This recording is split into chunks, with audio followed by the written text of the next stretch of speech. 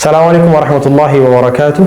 አብዛኛው ጊዜ ሰዎች ዒልምን አውቆ ከማጥፋት ወይም ደግሞ እነዛ አውቀው ያጠፉ ሰዎችን ያዩና አይ ከማወቅማ አውቆ ከማጥፋትማ አለማወቅ ይሻላል በምትል ደስ በምትመስል ቃል ራሳቸውን ሸውደው ከዒልም ራሳቸውን ያርቃሉ ማለት ነው።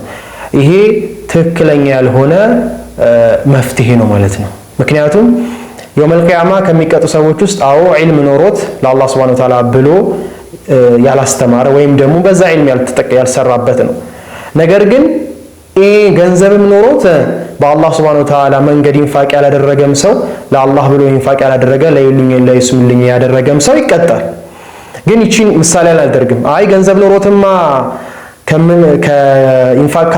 ኢንፋቅ የማያደርግ ሰው አይታችሁ ገንዘብ ኖሮትማ ኢንፋቅ ከማያደርግ እኔም ባያላገኝ ነው የሚሻለው የሚል ምሳሌ አትሰጡም። ግን በዒልሙ ሲሆን ግን እንሰጣለን ምሳሌ።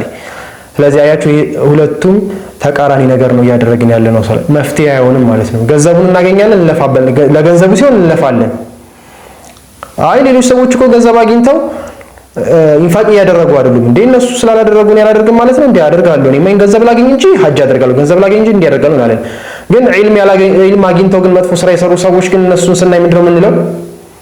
እንደዚህ ከአውቄ ከማጠፋማ ባላማውቅ ለምን አውቄ እኔማ ይሄን ጥሩ ስራ ነው ለምን አልልም?